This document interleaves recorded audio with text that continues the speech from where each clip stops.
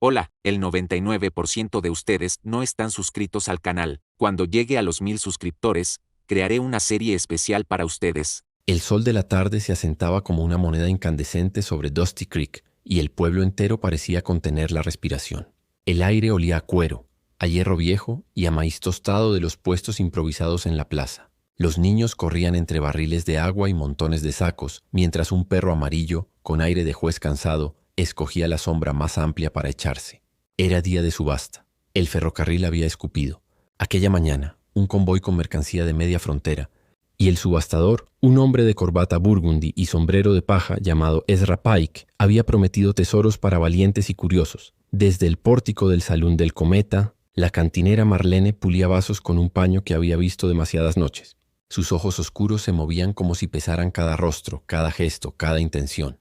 Vio a comerciantes con las manos curtidas por el trueque, a rancheros llegados desde arroyos lejanos y, entre ellos, al vaquero de perfil de navaja que pocos conocían por nombre y todos por reputación, Samuel Kane. Entró en la plaza sin prisa, el sombrero echado hacia adelante y la chaqueta polvorienta abotonada hasta el cuello. Llevaba la brida de tornado envuelta en la mano izquierda. El caballo relinchó impaciente como si supiera que algo importante iba a suceder.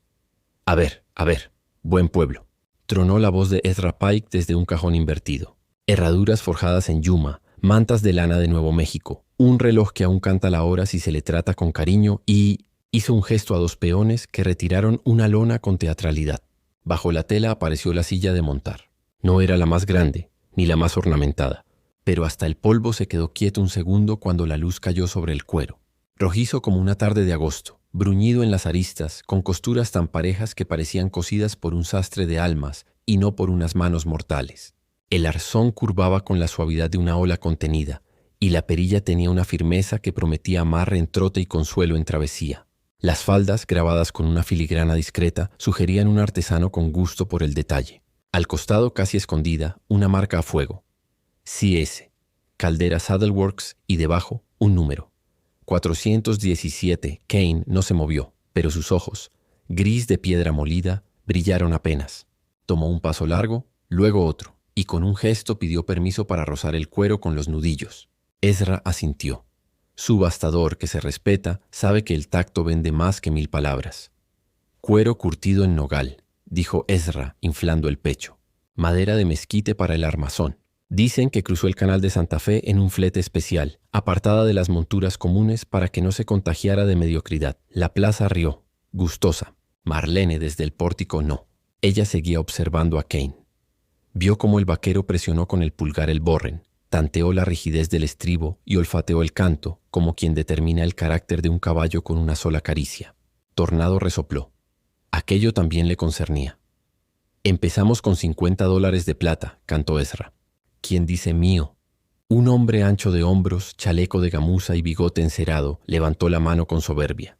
Whit Hargrove, capataz del rancho Seven Pines y bravucón de cantina cuando el whisky le doblaba la lengua. 50, dijo, sin mirar a nadie. 50.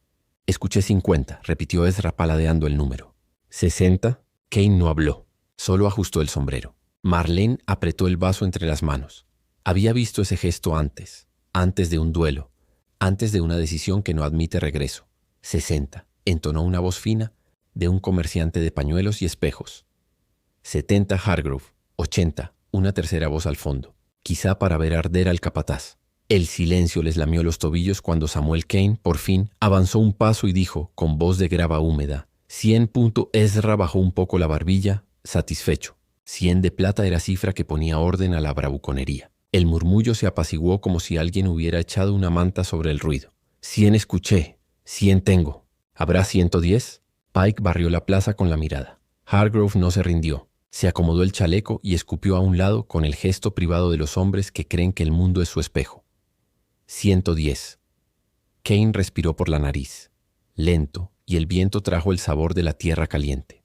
Recordó sin querer 2 inviernos atrás en Sierra Caliente, cuando una silla mal hecha le mordió el lomo atornado y casi lo volcó en un barranco. Recordó el dolor del caballo, el propio y el juramento silencioso. Nunca más confiar en lo que no resista el camino. Subió la mirada hacia Ezra. 120, dijo. La plaza se inclinó a su favor. Hargrove se removió molesto. Su orgullo no estaba acostumbrado a perder nada que pudiera comprarse con dinero o con miedo. 130, gruñó. Un niño soltó una exclamación breve y alguien mandó callar. Kane no se movió de sitio. Solo apoyó el peso en el pie izquierdo como si la tierra bajo ese lado fuera más confiable.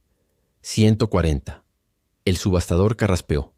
A esas alturas el negocio ya era bueno, pero el espectáculo mejor. Abrió los brazos. 140 tengo. ¿Quién dice 150? Una silla como esta no vuelve con el próximo tren, se los juro por mi sombrero. Hargrove miró la montura como si fuera una mujer que se le negaba. Podía subir la cifra, claro. Tenía deudas con medio condado, pero crédito con el otro medio. Aún así, la manera en que ese forastero plantaba las palabras, sin decoro ni amenaza, lo irritó más que el precio. 150. Un silbido cortó la tarde. Marlene dejó el vaso y, sin quitar los ojos de la plaza, sirvió otro whisky para alguien que ni había pedido. La mano de Kane no fue al revólver. Fue al bolsillo interior de la chaqueta, de donde sacó una bolsa de cuero con cordeles. La pesó, la midió con el pulgar, la arrojó al vuelo y Ezra la atrapó con reflejos de tahúr. 200, dijo Kane sin parpadear. El murmullo se convirtió en oleaje. 200 de plata en un pueblo donde un jornal de un día compraba pan, frijoles y un trago. Hargrove abrió la boca, la cerró y calculó demasiado lento. Ezra sonrió con los ojos. Tengo 200. ¿Habrá quien diga 210? Nadie habló. El perro amarillo bostezó solemne. El sheriff Dunn, hombre seco, barba salpicada de blanco, cruzó los brazos. Le gustaba cuando los problemas se resolvían con un golpe de martillo y no de pólvora. A la 1, entonó Ezra. A las 2, vendida. El golpe de madera sonó como un disparo sin pólvora. Samuel no sonrió, pero su sombra pareció enderezarse un poco. Ezra le tendió la mano para sellar, y el vaquero la estrechó con honestidad de palma limpia. Los peones acercaron la silla. De cerca la filigrana revelaba pequeñas hojas y 2 herraduras entrelazadas. Tornado curioso estiró el cuello, olfateando el brillo del cromo en las hebillas. «Buen ojo, forastero», dijo Don al pasar con respeto parco. «Espero que esa belleza no le traiga más problemas que alegrías».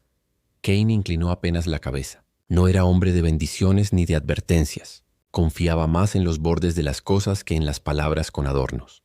Pero la tarde aún no había acabado de contarse. Whit Hargrove se apartó de la multitud con los dientes tensos. Lo siguieron 2 vaqueros de su séquito. Charlie Boone, pálido como la harina, y un mestizo de mirada astuta al que llamaban Nopal. La sombra de un alero los tragó en el callejón que corría hacia la trastienda del almacén. Marlene los vio perderse allí y luego dirigió la mirada de vuelta a la plaza, a donde los peones arrimaban la silla al caballo de Kane para que se la llevara. El presentimiento le sacudió el estómago como un trago de aguardiente mal servido.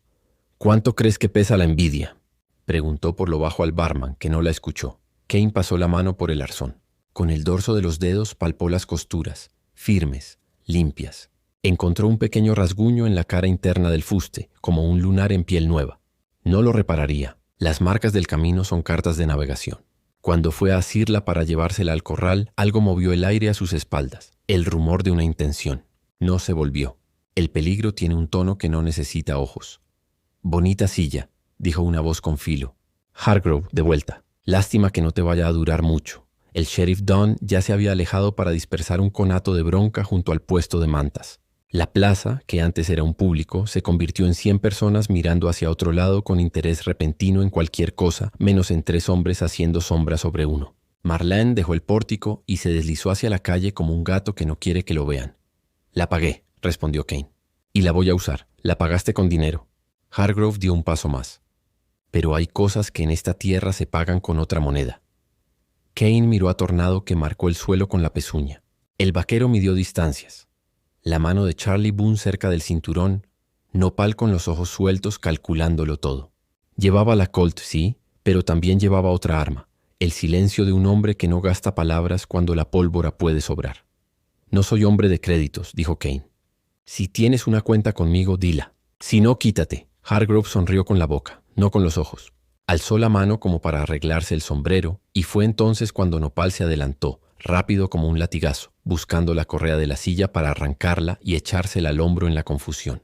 Lo que encontró fue la mano de Kane, dura como quijada de mula, cerrándose en su muñeca. Un segundo después, Nopal estaba contra el suelo con la cara llena de polvo y el brazo torcido en un ángulo que sugería prudencia.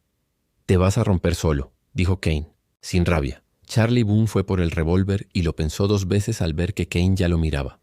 Hay miradas que pesan más que una bala. Boone bajó la mano sin saber cuándo lo había decidido. Hargrove maldijo entre dientes. Esto no ha terminado, escupió. Ninguna silla vale 200 a menos que esconda algo. Kane soltó la muñeca de nopal que se incorporó renegando. Se volvió a Tornado, ajustó las cinchas con calma ritual y se echó la silla al antebrazo como quien levanta un compromiso. La escena entera, de una simpleza que desarmaba, tuvo un testigo adicional. Marlene, detenida a un lado del abrevadero, las manos vacías y los ojos llenos de sospecha y curiosidad en proporciones exactas. A veces, dijo Ezra Pike, que había aparecido a su espalda con esa discreción propia de los hombres que aman las esquinas. El problema no es lo que cuestan las cosas, sino lo que la gente cree que cuestan. Y a veces, replicó Marlene, sin apartar la vista de Kane, el problema es lo que esconden. El vaquero pasó de largo. Cruzó la plaza con Tornado tomando el paso como si la silla ya hubiera estado hecha para su lomo. En el corral, un mozo de nombre Eddie, pecoso y demasiado joven para haber visto tanta violencia, le abrió la puerta sin pedirlo. Kane dejó caer 2 monedas de plata en su mano. «Para el agua y la sombra», dijo. Eddie asintió como quien recibe una instrucción sagrada. El sol bajaba un dedo en el horizonte y la luz hacía el cuero rojizo parecer brasa en la penumbra. Marlene volvió al salón, pero antes de cruzar el batiente se detuvo. Se giró apenas, lo justo para registrar una última imagen. El vaquero inmóvil frente a la silla, como un artesano frente a su herramienta favorita, como un hombre frente a una promesa. No hubo palabras entonces, solo el crujido del cuero nuevo, el resuello satisfecho de Tornado y el rumor de un pueblo que, sin saberlo, acababa de adquirir una historia más, la de una montura con marca de fuego y el forastero que la eligió sin mirar el precio, como quien reconoce a la primera vista no un objeto, sino una ruta. Alguien, quizá el viento, quizá la superstición, dejó caer sobre las tejas una frase que nadie admitió haber dicho. Cuidado con lo que brilla en el desierto. A veces no es oro sino destino. Y Dusty Creek, que ya había visto demasiadas casualidades para creer en ellas, se preparó sin saberlo para noches de rumor. Ojos clavados en costuras y preguntas que valían más que 200 de plata. La subasta terminó. El martillo fue guardado y el día se plegó como un mapa. En la trastienda del almacén, Hargrove encendió un cigarro que le supo a deuda. En el salón, Marlene sirvió 3 whiskies seguidos y no probó ninguno. En el corral, Samuel Kane apoyó la palma sobre el arzón, cerró los ojos un instante y escuchó ese lenguaje silencioso que solo entienden los que han dormido bajo demasiadas estrellas, el de las cosas bien hechas, listas para una vida de camino. Cuando volvió a abrirlos, la noche comenzaba a coser puntada a puntada su primera historia sobre ellos. Y aunque aún no lo sabía, la silla le cambiaría el paso al destino, igual que un buen caballo cambia el curso de una huida. La luna ascendía sobre Dusty Creek como un centinela cansado, iluminando con un resplandor de plata las calles desiertas. El bullicio de la subasta había quedado atrás. Ahora solo quedaban las notas de un piano borracho escapándose del salón y el chirrido ocasional de una veleta azotada por el viento. Samuel Kane avanzaba despacio hacia el corral, llevando la silla recién adquirida sobre el antebrazo. No lo hacía con prisa, ni con la vanidad de un hombre que presume de su compra. La cargaba con una solemnidad que parecía ceremonia. Tornado, su caballo, esperaba paciente bajo el tejadillo. El animal levantó la cabeza y relinchó bajo, como reconociendo el aroma del cuero nuevo. Kane acarició la testuz, luego levantó la silla con ambas manos. El gesto fue sencillo, pero a la luz de la luna tuvo algo de rito. Y fue entonces cuando sus labios, secos por el polvo del día, soltaron un murmullo que nadie debería haber oído. Perfecta para mis brazos. No era un piropo para una mujer ni una confesión de loco. Era la voz de un hombre que había pasado demasiado tiempo en caminos donde todo se rompe, se oxida o se pudre. Para Samuel, aquella silla no era solo una montura, era la promesa de resistencia, la seguridad de que cuando el mundo se desmoronara alrededor, al menos Tornado y él tendrían un lugar firme donde aferrarse. El vaquero ajustó con calma las cinchas, pasando la mano por cada hebilla como quien revisa un arma antes del duelo. Probó el estribo, acomodó la manta y se inclinó lo suficiente para oler el cuero. Ese aroma fresco, mezcla de tierra húmeda y humo viejo, lo transportó a tiempos lejanos. Recordó la primera montura que tuvo a los 17 años, regalada por un ranchero que lo había tomado de aprendiz. Recordó también la traición de otra silla, mal hecha, que casi le costó la vida en el barranco de Sierra Caliente. Esa cicatriz aún le mordía la pierna cuando el frío se colaba en los huesos. «No me vas a fallar», dijo en voz baja, como si hablara con alguien vivo. Lo que Samuel no sabía era que no estaba solo. Desde la ventana superior del salón del Cometa, Marlene lo observaba. Había subido con una jarra vacía solo para fingir que ordenaba las habitaciones, pero en realidad su curiosidad la había llevado allí. Había visto muchos hombres encariñarse con caballos, con rifles, incluso con botas, pero nunca había visto a uno tratar a una silla como si fuera una compañera. Algo en ese gesto la intrigaba. ¿Qué clase de heridas cargaba un hombre que encontraba consuelo en el silencio de un objeto? La cantinera no era mujer de fantasías fáciles. Había visto a demasiados vaqueros prometer amor eterno en la mesa y olvidar su palabra al amanecer. Pero la imagen de Kane, murmurando a la montura con un respeto casi devoto, le hizo fruncir el ceño. No era ternura lo que vio, sino una fe dura, la de quien ya no confía en personas porque las personas se quiebran más fácil que el cuero. Abajo, en la callejuela lateral, otras miradas acechaban. Whit Hargrove, el capataz que había perdido la subasta, fumaba en la sombra junto a sus dos hombres. La brasa de su cigarro se encendía y apagaba como un ojo furioso. «¿Oíste lo que dijo?», susurró Charlie Boone, el rubio pecoso. «Sí», gruñó Hargrove. «Y lo repito, ninguna silla vale 200 de plata si no trae algo escondido. Podría ser que ese forastero sepa algo que nosotros no», dijo Nopal, el mestizo de ojos inquietos. «Esa marca de herraduras en el cuero. Parece símbolo de mensajería. He visto sillas así usadas para contrabando de cartas». Hargrove escupió al suelo. «Entonces lo que tiene no es solo una silla, sino un secreto. Y ese secreto tarde o temprano será mío». Mientras tanto, Kane terminó de ajustar la montura y se sentó en el suelo, recargando la espalda contra Tornado. Encendió un cigarrillo torcido y dejó que el humo se perdiera en el aire. Miraba la silla como quien contempla un horizonte nuevo. Por un momento pareció relajarse, pero el oeste nunca dejaba descansar demasiado. Un crujido leve, un movimiento extraño entre las sombras del callejón lo puso alerta. Sin levantar la cabeza, llevó la mano al revólver. Tornado también tensó las orejas. No hizo falta más. Alguien lo espiaba. «El que quiera robarme», dijo Kane con voz firme que se mezcló con el rumor del viento. «Más vale que recuerde, yo no duermo ligero». El silencio respondió, pero en la ventana del salón, Marlene sintió un escalofrío. Comprendió que el vaquero hablaba en serio, que no era de esos hombres que lanzan amenazas al aire, y sin quererlo sonrió. Había encontrado un motivo más para seguir observando. Esa noche, mientras la luna giraba sobre Dusty Creek, 3 historias quedaron entrelazadas en secreto. La de un vaquero solitario que hallaba compañía en una silla de montar. La de una mujer que, entre vasos de whisky, descubría que la curiosidad podía ser más fuerte que el miedo. Y la de un capataz envidioso que juraba arrancar el misterio a golpes de pólvora si era necesario. Y la silla, brillante y muda, descansaba en el lomo de Tornado como si supiera que su destino acababa de complicarse. El amanecer no trajo calma a Dusty Creek. El sol asomó como un cuchillo entre las colinas y el viento levantó torbellinos de polvo que parecían presagiar pelea. Samuel Kane había dejado el pueblo antes de que las campanas de la iglesia sonaran, cabalgando con Tornado y la nueva silla con rumbo hacia los cañones del este. Su plan era sencillo: alejarse antes de que los rumores se pegaran a su sombra. Pero en el viejo oeste, los rumores viajaban más rápido que un caballo fresco. Esa silla rojiza, con sus curvas audaces y la marca a fuego de Caldera Saddleworks, ya no era solo un objeto, se había convertido en leyenda a medio cocinar. En la cantina se decía que contenía un compartimento secreto lleno de mapas hacia una mina de plata. En el almacén juraban que estaba rellena de mensajes cifrados para insurgentes al otro lado de la frontera. Incluso los más supersticiosos murmuraban que estaba maldita, hecha con cuero de un toro sacrificado bajo un eclipse. Quien más alimentaba el fuego era Whit Hargrove. Tras perder la subasta, había pasado la noche bebiendo y mascullando su derrota. Y al amanecer salió con Boone y Nopal, decidido a recuperar lo que por derecho debía ser suyo. «Ese forastero no sabe en qué lío se ha metido», gruñó montando su caballo negro. «2 hombres contra 1, y una silla que vale más que todos nosotros juntos». Mientras tanto, Kane avanzaba entre cañones de piedra rojiza. El eco de los cascos de Tornado rebotaba en las paredes como tambores de guerra. El vaquero no era ingenuo, sabía que lo seguirían. En el oeste nada que brillara tanto podía ser dejado en paz. Su instinto le decía que aquella silla era más que cuero y clavos, aunque no supiera aún qué.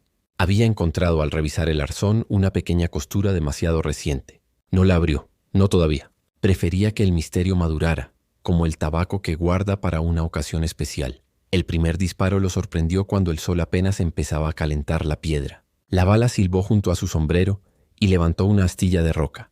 Tornado bufó y Kane lo espoleó buscando cobertura tras una formación rocosa. 3 jinetes emergieron en la polvareda. Hargrove al frente, con la sonrisa torcida de quien se cree ya vencedor. «Esa silla no es tuya, Kane», vociferó. «Entrégala y quizás te dejemos marchar con vida». Kane desenfundó despacio con la calma de los hombres que ya han visto demasiados amaneceres dudosos.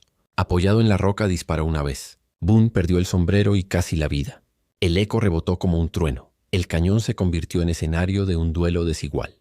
Polvo, gritos y el estrépito de las balas rebotando en la piedra. Tornado se movía con destreza, subiendo y bajando laderas como si el caballo comprendiera que aquella silla debía sobrevivir. En medio del tiroteo, Kane notó algo extraño. Cada vez que la silla golpeaba el lomo del caballo, producía un sonido hueco, diferente al del cuero macizo. Allí dentro había algo escondido, sin duda, y esa certeza solo endureció su resolución. No la entregaría por nada. Marlene, que había seguido a distancia con un par de arrieros, llegó al borde del cañón justo cuando los disparos resonaban. El corazón le retumbaba, pero no retrocedió. Vio como Kane, solitario contra 3, disparaba con precisión mortal sin perder un solo movimiento. Uno de los bandidos cayó del caballo con un alarido. Boone retrocedió herido en el brazo. Hargrove, en cambio, rugía como un toro enardecido. «Esa silla es mía, maldito forastero», gritó avanzando con el revólver en alto. Kane lo esperó, sereno. Cuando el capataz disparó, él se agachó, rodó en la arena y contestó con un tiro seco. La bala levantó polvo junto al pie de Hargrove, advirtiendo más que matando. «La silla no es tuya», dijo Kane con voz grave cargada de eco en el cañón. «Pertenece al camino, y yo cabalgo más lejos que tú». La tensión se quebró en silencio. Hargrove, jadeante y humillado, retrocedió. Boone lo siguió maldiciendo mientras Nopal recogía lo que quedaba de su dignidad. Los 3 se alejaron entre la polvareda jurando volver. Marlene descendió con cuidado bajando la colina hasta donde Kane revisaba a Tornado. No habló de inmediato. Lo observó, admirando la calma que aún lo envolvía tras la tormenta de pólvora. Finalmente dijo: «No es solo una silla, ¿verdad?» Kane levantó la mirada, sus ojos grises encontrando los de ella. No sonrió ni negó, pero sus palabras fueron claras. «Es mi compañera de viaje. Y eso basta». Marlene entendió que había secretos que no se arrancan con preguntas y que ese hombre no los compartiría hasta que el destino lo forzara. Sin embargo, algo en su pecho se encendió. La certeza de que quería estar allí cuando ese secreto saliera a la luz. El cañón volvió al silencio, salvo por el eco lejano de los jinetes derrotados. Y en medio de la soledad la silla brillaba como si la luna aún la bañara, prometiendo más peligro, más misterio y más caminos por recorrer. El sol caía sobre las llanuras como un fuego sin tregua. La tierra reseca brillaba con destellos de cobre, y el horizonte parecía temblar bajo un aire que quemaba los pulmones. Samuel Kane cabalgaba en silencio, Tornado firme bajo sus piernas, la silla rojiza ajustada con precisión. A su lado, por primera vez en mucho tiempo, otro jinete compartía el camino. Marlene. Ella había dejado atrás el salón, los vasos de whisky y las noches de humo. No lo dijo en voz alta, pero Samuel comprendía que había tomado una decisión irrevocable. Seguirlo. La mujer que alguna vez lo observó desde un balcón ahora se mantenía al ritmo de su caballo. El cabello oscuro recogido bajo un sombrero prestado y los ojos alerta, como quien ya se ha habituado a la incertidumbre de los caminos. No hablaron durante millas. El lenguaje de los solitarios no es la palabra, sino el silencio compartido. Aún así, cada tanto, Marlene miraba de reojo la silla de montar. El sol resaltaba sus curvas como si fueran brasas. Ese objeto parecía cargar un destino más grande que su propio cuero. «Sabes que Hargrove volverá», dijo ella al fin, rompiendo el aire quieto. «Lo sé». Kane no desvió la mirada del horizonte. No es hombre que se rinda sin llevarse algo consigo. «¿Y qué es lo que esconde esa silla?», preguntó con firmeza. Samuel no respondió enseguida. Aflojó las riendas, dejó que Tornado eligiera el paso y tras unos segundos dijo: «Cuando la revisé encontré una costura distinta. No la he abierto aún». Marlene arqueó una ceja. «¿Y qué esperas?». El momento correcto. Su voz fue dura pero no fría. Los secretos apresurados siempre cobran caro. La conversación quedó flotando como polvo en el aire. Esa noche acamparon junto a un arroyo seco, bajo un cielo sembrado de estrellas. El fuego chisporroteaba y arrojaba destellos rojos sobre la silla que reposaba a un lado como si fuera parte del círculo de viajeros. Kane la miró largo rato antes de levantarse y tomar su navaja. «Es hora», dijo. Marlene lo observó en silencio. Él buscó la costura distinta. Pasó el filo y abrió un pequeño compartimento escondido en el arzón. De su interior sacó un cilindro de cuero sellado con cera. Lo sostuvo en alto, pensativo, como quien examina el corazón de un misterio. Lo abrió con cuidado, desplegando un rollo de papel amarillento. Marlene se inclinó para mirar. Eran mapas, un entramado de cañones, ríos secos y marcas de cruces. En el centro, con tinta negra ya desvanecida, una palabra: Valverde. Una mina perdida, susurró Marlene. Kane asintió, pero sus ojos no brillaron con codicia. Más minas se han tragado hombres que estrellas hay en el cielo. Marlene lo miró con intensidad. Entonces, ¿qué harás? Kane enrolló el mapa, lo devolvió al compartimento y volvió a sellarlo con firmeza. Nada, el camino es suficiente. Marlene lo observó largo rato, comprendiendo algo que muchos hombres nunca entenderían. No todos los tesoros se buscan para poseerlos. Algunos solo existen para recordarnos que el mundo siempre guarda misterios. El silencio de la noche se quebró con un galope lejano. 3 figuras aparecieron en la penumbra: Hargrove, Boone y Nopal. Los bandidos habían seguido sus huellas hasta el campamento. El fuego iluminó las caras tensas, los revólveres listos. Sabía que escondías algo, Kane, vociferó Hargrove bajando del caballo. Entrégame la silla y el mapa, y quizás los deje respirar. Marlene se levantó con el rifle en las manos. Kane se interpuso firme, el rostro sin una pizca de miedo. No es tuyo, Hargrove. Y no lo será. El silencio se tensó como un lazo. Boone alzó el arma. Nopal se movió como sombra. El aire estaba a punto de reventar en pólvora cuando Tornado relinchó con furia, distrayendo a los hombres lo suficiente para que Kane disparara primero. El cañón retumbó. Boone cayó de rodillas, herido en el hombro. Nopal retrocedió maldiciendo, buscando cobertura. Hargrove disparó 2 veces, pero Marlene contestó con una puntería que sorprendió incluso a Samuel. El disparo levantó polvo a centímetros del capataz, obligándolo a detenerse. ¡Malditos!, rugió Hargrove, retrocediendo con los ojos desorbitados. Esto no termina aquí. Con un último juramento montó de nuevo y se perdió con sus hombres en la oscuridad. El campamento quedó en silencio, roto solo por el crepitar del fuego. Kane guardó su revólver y se volvió hacia Marlene. Ella aún sostenía el rifle, con el pulso firme. «Tienes buen ojo», dijo él. «Y tú, demasiados enemigos». Ella sonrió apenas, sin suavidad. «Pero supongo que ya lo sabías». Kane no respondió. Se acercó a la silla, pasó la mano por el cuero y, por primera vez en mucho tiempo, permitió que una sonrisa leve le curvara los labios. «Perfecta para mis brazos», murmuró otra vez. Esta vez Marlene lo escuchó claramente. No le pareció extraño ni loco.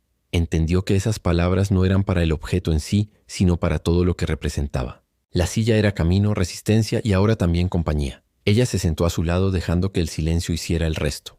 El fuego iluminaba sus rostros y las estrellas los observaban como testigos inmortales. El viejo oeste seguiría siendo tierra de balas, polvo y traiciones. Hargrove no se rendiría. Los rumores crecerían y la silla seguiría atrayendo miradas ambiciosas. Pero en ese instante, bajo ese cielo interminable, Samuel Kane y Marlene habían encontrado algo más valioso que cualquier mapa: la certeza de que ya no estaban solos, y en el corazón de las llanuras, con el viento como único cantor, cabalgaban 2 figuras con un destino entrelazado: un vaquero solitario, una mujer de hierro y fuego, y una silla de curvas audaces que los había unido para siempre en la vasta, cruel y hermosa inmensidad del oeste.